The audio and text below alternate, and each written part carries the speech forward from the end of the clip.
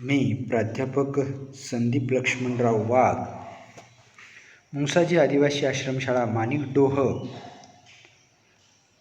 वर्ग 12वी, विषय मराठी यामधील 8वा धडा रेशीम बंध हा आज आपण बघणार आहोत. डॉक्टर यू म पठाण हे त्याचे लेखक आहेत. यांचा जन्म 1930ला झालेला आहे. सुप्रसिद्ध साहित्यिक, संत साहित्याचे व्यासंगी, अभ्यासक, कथालेखक, संशोधक, संपादक व नामवंत वक्ते ते आहेत. त्यांच्या परिचयातून आपल्याला असं लक्षात येतं की ते खूप मोठे मराठी साहित्यिक आहेत आणि संत साहित्याचे व्यासंगी अभ्यासक आहेत. तसेच ते कथाही लिहितात, संशोधनही करतात, संपादकही आहेत, नामवंत वक्तेही आहेत. तसाच अतिशय महत्त्वाचा असा समजला जाणारा भारताचा पद्मश्री हा जो पुरस्कार आहे त्यानंसुद्धा ते सन्मानित झालेले आहेत भारत सरकारकडून. तसेच ज्ञानोबा तुकाराम या प्रतिष्ठेच्या पुरस्काराने महाराष्ट्र शासनाकडून सन्मानितसुद्धा झालेले आहे. म्हणजे पहा, जो अतिशय महत्त्वाचा महाराष्ट्र शासनाचा साहित्याचा पुरस्कार समजला जातो, ज्याचं नाव आहे ज्ञानोबा तुकाराम, या प्रतिष्ठेच्या पुरस्कारानं महाराष्ट्र शासनाकडून सुद्धा ते सन्मानित झालेले आहेत. पहा, इथं आपल्या अशी एक गोष्ट लक्षात येते की डॉक्टर यू म पठाण म्हणजे तसं पाहिलं तर ते मराठी भाषिक नसताना सुद्धा अतिशय सुंदर अशा पद्धतीचं साहित्य लेखन त्यांनी या ठिकाणी केलेलं आहे. बऱ्याच ठिकाणी गैरसमज असतात की हिंदू लोकच या ठिकाणी संत साहित्य लिहू शकतात, पण तसं नाही. आपल्या संत साहित्याची परंपरा ही धर्माच्या आणि जातीच्या ह्या भिंती ओलांडून त्या ठिकाणी माणुसकीची भिंत, मानवतेची भिंत निर्माण करताना दिसतात. त्यातीलच हे एक मोठ्या अशा प्रकारचे डॉक्टर यू म पठाण हे सुद्धा तसेच एक साहित्यिक आहेत की जे मानवतेला महत्त्व देत असतात. विविध नियतकालिकांमधून विपुल कथालेखन त्यांनी केलेलं आहे. मराठी बखरीतील फारसीचे स्वरूप या विषयावर संशोधनसुद्धा त्यांनी केलेलं आहे की मराठी जी बखर असते, आपण पाहतो राजे महाराजे ऐतिहासिक दृष्टिकोनातून ह्या बखरी लिहायचे, तर त्या बखरीतील फारसीचं महत्त्व त्या बखरीमध्ये, बखर म्हणजे एक प्रकारची खबरचं बखर झालेलं आहे, तर त्या काळामधील फारसी शब्दांचा उपयोग मराठी बखरीत कशा प्रकारचं झालेलं होतं त्याचं संशोधन या ठिकाणी यू म पठाण यांनी केलेलं आहे. प्राचीन मराठी व हिंदी साहित्याचे संशोधन हा त्यांचा विशेष आवडीचा प्रांत आहे. भाऊसाहेबांची बखर, मराठवाड्यातील लोककथा, महानुभाव साहित्य संशोधन खंड 1 इत्यादी संशोधनपर संपादित ग्रंथ त्यांचे प्रकाशित आहेत. म्हणजे इथं आपल्या लक्षात येतं भाऊसाहेबांची बखर ही पानिपतचं जे 3रं युद्ध आहे त्यावेळेस जे सदाशिवराव पेशवे त्या ठिकाणी सेनापती म्हणून युद्ध लढण्यासाठी गेलेले होते, त्याचा जो वृत्तांत आहे तो भाऊसाहेबांची बखरमधून येतो. तसंच मराठवाड्यातील लोककथा, महानुभाव साहित्य संशोधन खंड 1 हे सुद्धा त्यांचे संशोधनपर संपादित ग्रंथ आहेत. संत साहित्य चिंतन, शोधणी, आठव,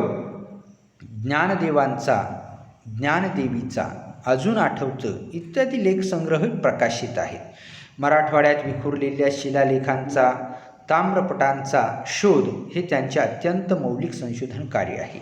1990 साली पुणे येथे संपन्न झालेल्या 63व्या अखिल भारतीय मराठी साहित्य संमेलनाचे ते सुद्धा अध्यक्ष होते. जे खूप मानाचं असं समजलं जाणारं भारतीय मराठी साहित्य संमेलन होत असतं, जे दरवर्षी सहसा होत असतं. तर 1990मध्ये जे झालेलं होतं 63वं संमेलन, त्यामध्ये डॉक्टर यू म पठाण हे त्या संमेलनाचे अध्यक्ष होते. त्यांचे अध्यक्ष म्हणून निवड झालेली होती. म्हणजे खूप प्रतिभावंत अशा प्रकारचे हे साहित्यिक आपल्या मराठीमधले आहेत.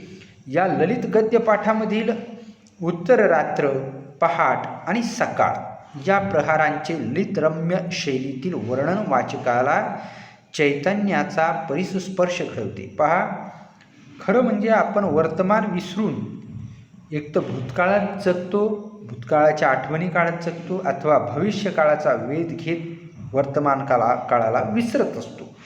परंतु आयुष्य आनंदाचा उत्सव या मागच्या पाठामध्ये सुद्धा आपण पाहिलेलं आहे की आयुष्य हे आनंदाचा उत्सव आहे, पण तरी आपण वर्तमानाला विसरत असतो. म्हणून इथं लक्षात घेतलं पाहिजे आपण की जे काही निसर्ग आहे, जी काही चाललेली आताची वर्तमानातील स्थिती आहे, तर तिच्याकडेही आपण लक्ष दिलं पाहिजे. जसं रोज उत्तर रात्र येत असते, पहाट होत असते, सकाळ येत असते, पण त्याच्याकडे आपलं लक्षच नाही.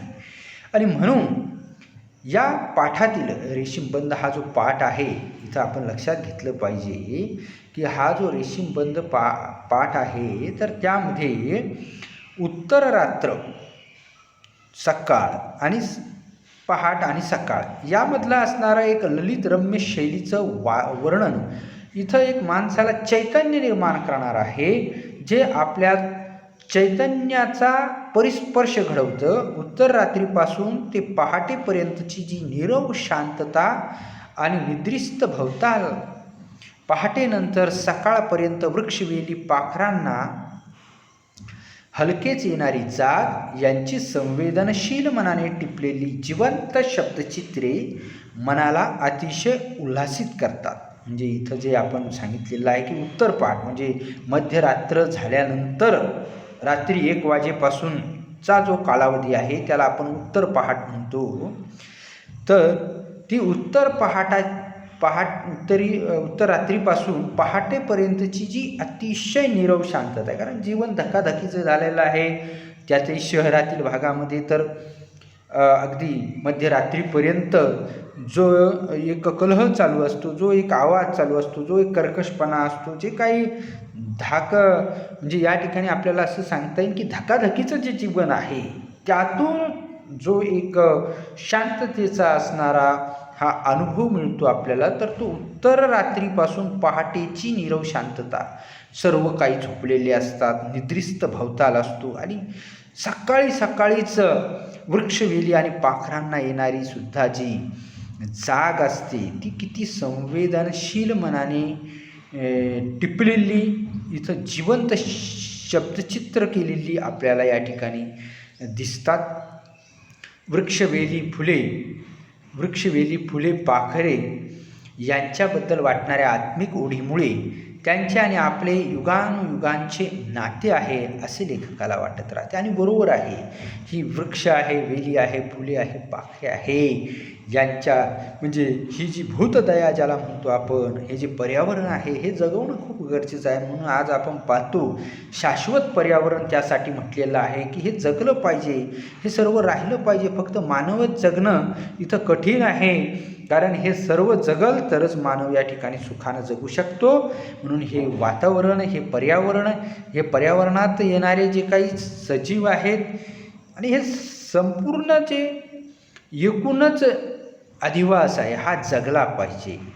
हा खूप आणि याच्या आणि मानवाचं हे युगानुयुगांचं नातं आहे या ठिकाणी असं लेखकांना वाटतंय. या नात्यालाच लेखकाने रेशीमबंध असे सुंदर नाव दिलेले आहे. पाखरे आणि पहाट परस्परांना भेटायला किती आणि कशी उत्सुक आहेत या संबंधीचा अनुभव लेखकाने अत्यंत तरलतेने या ठिकाणी शब्दांकित केलेला आहे. आणि पाखरांचा चिवचिवाट, गुलमोहराचं स्वागताचा सडा, निशिगंधाच्या सुगंधाची उधळण अशा पार्श्वभूमीवर होणारी प्रसन्न सकाळ लेखकाने तितक्याच प्रसन्न शैलीत कशी निर्माण केलेली आहे हे खऱ्या अर्थानं आजच्या या रेशीमबंध पाठामध्ये पाहायचं. रेशीमबंध कुणाचे आहेत? रेशीमबंध हे आपले म्हणजे मानवाचे आणि त्यासोबतच इतर असणारे जे काही सजीव आहेत, ज्यामध्ये वृक्ष, वेली, फुले, पाखरे हे सर्व येतात, तर त्यांच्यामध्ये आणि आपल्यामध्ये जो निर्माण झालेलं हे नातं आहे, ते नातं बांधलेलं आहे. ज्या प्रेमानं हे नातं बांधलेलं आहे, तर त्या प्रेमाला या ठिकाणी रेशीमबंध हे सुंदर नाव या ठिकाणी लेखकाने दिलेला आहे. तर आता आपण या ठिकाणी सुरुवात करूया, पाठाची सुरुवात करूया. आता हा झाला थोडक्यात परिचय आणि पाठामधला एक प्रकारचा सार की यामध्ये नेमकं काय आहे, म्हणजे पार्श्वभूमी या ठिकाणी आपली तयार झालेली आहे. आणि आता आपल्याला बघायचं आहे तो पाठाचं विवेचन विस्तृतपणानं या ठिकाणी आपल्याला पाहायचं आहे. मध्यरात्र केव्हाच उलटून गेलेली असते, उत्तर रात्रीनं हलकेच आकाशात पाऊल ठेवलेलं असतं. इतकं हळुवारपणे, इतकं अलगद, इतकं मुलायम की कुणाला चाहूल देखील लागू नये. पण ही चाहूल मला मात्र सहज लागते. तिच्या पावलांची मंद मंद नाजूक स्पंदनं माझ्या मनात कुठंतरी उमटत राहतात. जणू त्यामुळंच मग माझा डोळा लागत नाही. पुरेशी झोप झाली आहे असं वाटत राहतं. म्हणजे पहा, या ठिकाणी त्यांनी सांगितलं आहे की मध्यरात्र केव्हाच उलटून गेलेली आहे, रात्रीचे 12 वाजून गेलेले आहेत. उत्तर रात्रीनं, म्हणूनच तुम्हाला आधीच सांगितलं की उत्तर रात्र म्हणजे 12 वाजून गेलेले असतात रात्रीचे. आणि उत्तर रात्र सुरू झालेली असते. हलकेच आकाशात तिनं पाऊल ठेवलेलं असतं. इतकं हळुवारपणे ठेवलेलं असतं, इतकं अलगद आणि मुलायम की चाहूल देखील दुसरी कुणाला लागत नाही. कारण बाकीचे सर्व लोक हे काय केलेले असतात, झोपेमध्ये असतात, गाढ झोपलेले असतात. आणि म्हणून ते म्हणतात की कुणालाच चाहूल लागत नसली तरीसुद्धा, इतकी सहजपणानं ती येत असली तरीसुद्धा तिच्या त्या मंद मंद, तिच्या म्हणजे कुणाच्या, त्या उत्तर रात्रीच्या अगदी नाजूक अलगद अशा पाऊल ठेवण्याच्या पद्धतीला त्यांनी सांगितलेलं आहे की तिची मंद मंद पाऊलं, तिची नाजूक अशा प्रकारची स्पंदन म्हणतो आपण हृदयाच्या ठोक्याला, जी बाहेरच्याला कुणाला जाणवत नाही. बाहेरच्यालाच काय, परंतु आपल्या स्वतःला सुद्धा जाणवत नाही. जेव्हा आपण त्याच्याकडं काळजीपूर्वक लक्ष देतो आणि त्या आपल्या हृदयावर वरतून हात ठेवतो, तेव्हा ती स्पंदनं आपल्या मनात जागवतात किंवा आपल्याला जाणवतात. तशी ही मंद मंद नाजूक स्पंदनं इतर कुणाला जरी जाणवत नसली तरी ती मला जाणवत असतात, असं लेखक म्हणतात. जणू त्यामुळंच त्यांना असं वाटतं की त्यामुळंच त्यांना तो डोळा लागत नाही आणि पुरेशी झोप झालेली आहे असं त्यांना त्या ठिकाणी वाटत राहतं. मी हलकेच उठतो, चूळ भरतो, डायनिंग टेबलजवळ येतो. म्हणजे पहा, लेखक आहेत या ठिकाणी सकाळीच उठतात ते. समजा या ठिकाणी आपल्याला 4 वाजताचा अशा प्रकारचा कालावधी म्हणता येईल हा. मी हलकेच उठतो, चूळ भरतो, म्हणजे तोंड धुतात, डायनिंग टेबलजवळ येतात. त्याच्याजवळची खिडकी हलकीच रात्रीचीच ते उघडत असतात. म्हणजे या ठिकाणी ते म्हणतात, मी हलकेच उठतो, चूळ भरतो, डायनिंग टेबलजवळ येतो, त्याच्याजवळची खिडकी हलकीच उघडतो. रात्रीच्या नीरव शांततेची निद्रा भंग होऊ नये म्हणून. पहा, कारण शांतता खूप आहे. नीरव शांतताची सहसा आपल्याला पाहायला भेटत नाही. कारण सकाळी आपण खूप उशिरा उठतो. 6-7च्या नंतरच बरेच लोक आता उठताना आपल्याला दिसतात. काही तर खूपच म्हणजे 8-9 असं वाजेपर्यंत झोपतात. तर त्याला हे तर सर्व नीरव शांतता वगैरे हे काहीच पाहायला मिळत नाही. म्हणून डायनिंग टेबलजवळ ते येतात, हलकीच खिडकी उघडतात, कारण दुसऱ्यांची निद्राही भंग होऊ नये आणि रात्रीची जी नीरव शांतता आहे तिची सुद्धा निद्रा भंग होऊ नये म्हणून. बाहेर पाहतो तो आसमंतात काळा कुळकुळीत अंधार दाटलेला दिसतो. म्हणजे बाहेर रात्र आहे, अजून कुळकुळीत अंधार आहे. बागेतल्या साऱ्या झाडांचा, साऱ्या वेलींचा देखील डोळा लागलेला आहे. बघा, या ठिकाणी लेखक इथं म्हणतायत की बागेत सुद्धा, कारण हे वेली आहे, झाडी आहे, ह्या सुद्धा झोपलेल्या आहेत. आणि त्या झोपलेल्या अवस्थेत कशा दिसतात हे हळूच ते या ठिकाणी खिडकी बाजूला करून त्या बागेतल्या झाडांचा आणि वेलींचा तो नजारा डोळ्याने पाहत असतात. त्यांच्यावरची पाखरं देखील गाढ झोपलेली आहेत. नाहीतर आपण पाहतो सकाळी पाखरांची किलबिलू झाल्यानंतर, त्यांचा चिवचिवाट झाल्यानंतर आपण उठतो, परंतु त्या झाडावर गाढ झोपलेले पाखरंसुद्धा ते हळूच बघत आहेत. म्हणजे हा अनुभव फक्त त्यांनीच घ्यावा असा अजिबात नाही. हा अनुभव प्रत्येकानं घेतला पाहिजेत म्हणून मुद्दामून हे सांगितलेलं आहे. त्यांचा चिवचिवाट अजून सुरू झालेला नसतो. उत्तर रात्र ज्याला म्हटलेली आहे ती रात्रीची 4-5 4-4:30ची ही वेळ आहे. काळाकुट्टा अजूनही अंधार आहे.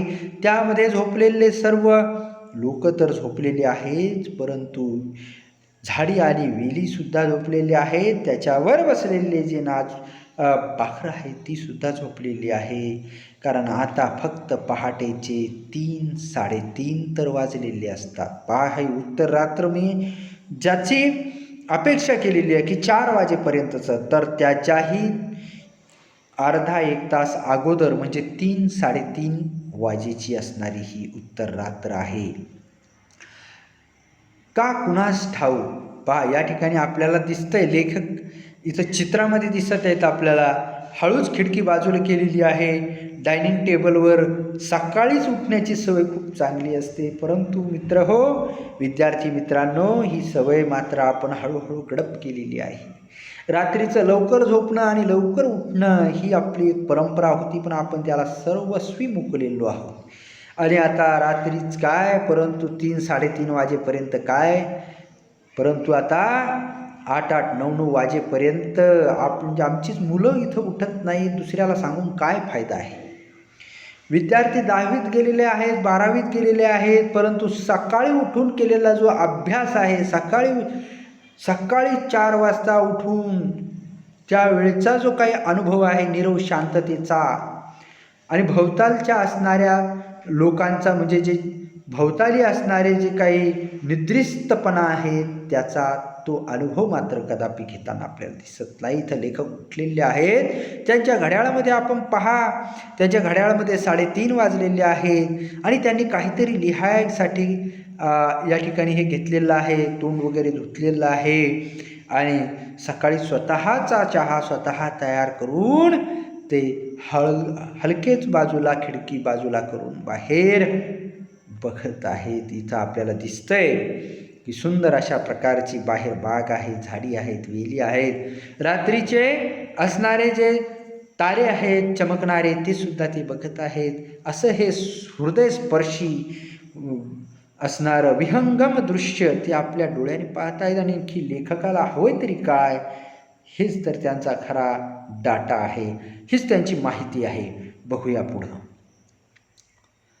का कुणास ठाऊ ही वेळ मला फार आवडते. आणि प्रत्येकाला आवडेल ज्याच्यामध्ये ते बघण्याचं दृष्टी असेल, ते सौंदर्य चाखण्याची वृत्ती असेल, त्या प्रत्येकाला ही वेळ नक्कीच आवडेल. मुलांनो, सारं जग साखर झोपेत असतं. साखर झोप म्हणजे सकाळी लागलेली गाढ निद्रा, त्याला साखर झोप असं म्हटलं जातं.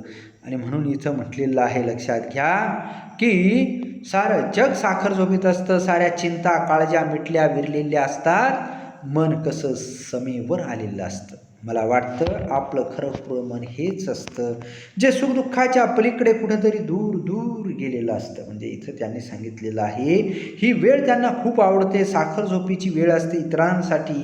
साऱ्या चिंता काळज्या मिटलेल्या विरलेल्या असतात. म्हणजे त्या ठिकाणी कोणतीच चिंता नाही. नाहीतर टेन्शनमध्ये आपण हे सुंदरसं मिळालेलं जीवन फक्त टेन्शन आणि टेन्शनमध्ये घालत असतो, तणावात घालत असतो. आणि म्हणून त्यांनी म्हटलेलं आहे की मन कसं समेवर आलेलं असतं आणि त्यांना वाटतं की हेच आपलं खरं मन आहे, जे सुखदुःखाच्या वेदनेच्या पलीकडं कुठंतरी गेलेलं असतं. आपलंच नव्हे तर या दुधाळ सायलीचं सुद्धा, तांबडसर बोगनवेलींचं देखील, केशरी गुलमोहरांचं देखील. म्हणजे इथं त्यांनी सांगितलेलं आहे की दुधाळ असणारी ही जी सायलीचं रोपटं आहे, तर याचं सुद्धा हे सुखदुःखाच्या पलीकडे गेलेलं आहे. एक सुंदरसं असलेलं हे दृश्य ते पाहत आहेत. तांबडसर असणाऱ्या बोगनवेलीचं देखील, केशरी असणारा गुलमोहर देखील, हे संपूर्ण त्यांच्या बागेत आहेत. ते जरासं खिडकी उघडून पाहत आहेत. हे संपूर्ण झाडी वेली हे समोरच त्यांना दिसत असते. जांभूळसर जॅकरांडाचं देखील, म्हणजे जॅकरांडा हे नाव म्हणजे या ठिकाणी असणारं हे जांभूळसर जांभळ्या रंगाचं असणारं हे एक रोपटं आहे, ही एक वेली आहे. तर हे जे झाड आहे, या झाडाचं जॅकरांडा, तर हे विदेशी असण्या प्रकारचं असणारं हे झाड आहे. किरमिजी निळसर पिवळसर इवल्याल्या इंद्रधनुष्य फुलांच्या घाणेरीचं देखील इथे छोटे छोटे अशा प्रकारचे असणारे जे काही इंद्रधनुष्य फुलांचं जे घाणेरी आहे, हे खूप मोठ्या अशा प्रकारचे फुलं आहेत. तर त्यांचं देखील पांढऱ्या शुभ्रनी रक्तचंदन चाफ्याचं देखील सर्व प्रकारची फुलझाडं या ठिकाणी त्यांची आहेत. जशी आपली आहेत भारतीय आहेत तशाच प्रकारची बाहेरचे विलायती असणारी झाडंसुद्धा इथं आहेत. त्यांच्या या बागेमध्ये बगीच्यामध्ये वेगवेगळ्या रंगाची गंधांची फुलांची ही झाडं त्या ठिकाणी त्यांनी लावलेली आहेत. आणि निर्मितीचा हा आनंद आपल्याला सुद्धा मिळत असतो जर आपण अशा प्रकारची झाडं लावलेली असेल तर. या साऱ्यामध्ये आणि माझ्यामध्ये असं कोणतं बरं नातं आहे, कोणते रेशीम बंध आहेत, कोणती जवळीक आहे, केव्हा पहाट होते आणि केव्हा मी या साऱ्यांना भेटतो असोशी मनाला का बरं लागून राहते. हे रेशीम बंध कुठंतरी आदिमत्वाकडे तर मनाला ओढून नेत नाहीत. मानवाला निसर्गाची जी ओढ युगानुयुगांपासून लागलेली आहे ती या आदिम रुजू स्नेहबंधनामुळे तर नाही. त्यांनी म्हटलेलं आहे बघा किती सुंदर सांगितलंय की या निसर्गाचं आणि आपलं नातं हे युगानुयुगांपासून आहे. मला का बरं त्यांची ओढ लागते, का बरं त्यांची जवळीक आहे, असे कोणते रेशीम बंध त्यांच्या आणि माझ्यामध्ये आहेत. या निसर्गाशी आपलं हे मन आणि आपलं हे रेशीम बंधाचे नातं हे युगानुयुगांपासून आहे, स्नेहबंधनामुळं तर नाही, असा प्रश्न त्यांना पडला आहे. मी डायनिंग टेबलजवळ येतो तेव्हा भान येतं की आपण उघडलेल्या खिडकीतल्या काळोखात सायलीचा, मोगऱ्यांचा आणि चाफ्याचा सुगंध शोधत होतो. जाकरांडाची निळाई जांभळाई शोधत होतो, बोगनवेलीची लाली शोधत होतो आणि केशरी गुलमोहराई शोधत होतो. काळ्या अंधारात हे सारेच विसावले होते, सुखावले होते. पहा या ठिकाणी त्यांनी काय सांगितलेलं आहे, या ठिकाणी त्यांनी काय सांगितलेलं आहे की या डायनिंग टेबलजवळ आपण जेव्हा येतो तेव्हा भान येतं की आपण उघडलेल्या खिडकीतल्या काळोखात जी वेगवेगळी सुगंधित झाडं आहेत, जी सायलीची झाडं आहे, मोगऱ्याची झाडं आहे आणि चाफ्याची झाडं आहे, त्याचा आपण सुगंध या ठिकाणी घ्यायसाठी आलो होतो. जाकरांडाची निळाई जांभळाई शोधत होतो, बोगनवेलाची लाली शोधत होतो आणि केशरी गुलमोहराई शोधत होतो. या काळ्या अंधारात मात्र आपण हे सर्वच विसरलो आणि हे सारे विसावलेले होते, सुखावलेले होते आणि माझं वेडं मन मात्र त्यांना केव्हा जाग येते, केव्हा मी याला जागी झालेलं पाहतो अशी आस लावून का बसलेलं आहे. असं मला या वृक्षवेलीच्या बाबतीतच वाटत नाही तर माझ्या लहानग्या नातीबद्दल सुद्धा वाटते. म्हणजे पहा या वृक्षवेलींच्याच बाबतीत हे अशा प्रकारचं माझं मन राहत नाही. माझी लहानशी जी नात आहे की ती केव्हा उठते, तिला मी केव्हा जवळ घेतो, केव्हा मी तिच्या पापय घेतो आणि ती केव्हा तिचं निरागस हसून निरागस चेहरा मी पाहतो, जी पाहून मला आनंद होईल. तशा प्रकारचाच आनंद मला या सर्व असणाऱ्या या वेली, फुलं, झाडी हे कधी जागी होतील यातून सुद्धा येणार आहे. मग हे कोणते रेशीमबंध माझी एका आजोबाला नातवाचा असणारा जे काही कौतुक आहे तर तेच कौतुक मला या झाडी आणि वेली आणि या फुलांच्या सुगंधाबद्दल का वाटतंय. तिचं नाव आहे अल्विशा. त्या मुलीचं नाव काय आहे, त्यांच्या नातीचं अल्विशा. माझ्या मुलीची म्हणजे मुलीची अल्मासची ती लहान मुलगी आहे. म्हणजे माझ्या मुलीची त्या मुलीचं नावसुद्धा अल्मास आहे. त्यांची ही मुलगी आहे अल्विशा. हे नावंसुद्धा त्या वेलींची आहेत, हे नावंसुद्धा त्या झाडांची आहेत. लक्षात घ्या, ज्यांनी आपल्या मुलीला आणि नात जी आहे तिलासुद्धा ही झाडांचीच नावं दिलेली आहेत. त्या लहान लहान रोपट्यांची, सुगंधित अशा फुलांच्या रोपट्यांचीच नावं त्यांना दिलेली आहेत. तिचं नाव जसं जगा वेगळं आहे तशीच तीही मुलखा वेगळी आहे. अजून वर्षभराची देखील झाली नसेल अल्मास आमच्याकडे राहायला आली की अल्विशाही तिच्याबरोबर येते. पण दिवसभर असते ती माझ्याच खांद्यावर. मला बिलगुल ती रात्री आईजवळ गाढ झोपते तेव्हा शैशवातील नितळता किती मोहक असते ते जाणवतं. आईजवळ झोपलेलं हे जे बाळ आहे जेव्हा ती पाहतात तेव्हा शैशव म्हणजे अगदी लहान बाळ त्याच्यात असलेली निरागसपणा नितळता किती मोहक असते हे ते तेव्हा जाणवतात, त्यांना जाणवतं आणि आपल्यालासुद्धा सर्वांना जाणू शकतं. प्रत्येकाच्या घरी अशा प्रकारचं लहान निरागस बाळ हे राहत असतं. त्या निरागस बाळाच्या झोपलेल्या त्या स्थितीवर आपण सुद्धा थोडासा कटाक्ष टाकला पाहिजे आणि त्याचं ते निरागसपण आपण सुद्धा जाणून घेतलं पाहिजे. मित्रांनो, हा आत्तापर्यंतचा आपण हा व्हिडिओ या ठिकाणी तयार केलेला आहे, ज्याचं नाव आहे रेशीम बंध. हा डॉक्टर व्योम पठाण यांचा हा पाठ आणि थोडक्यात यांची पाठ परिचय आणि सुरुवात एका पॅरेग्राफ नंतरचा हा दुसरा पॅरेग्राफसुद्धा आपण या ठिकाणी बघितलेला आहे आणि यानंतरचा जो भाग आहे तो आपण पुढच्या पाठामध्ये पाहूया. तोपर्यंत मी आपली रजा घेतो.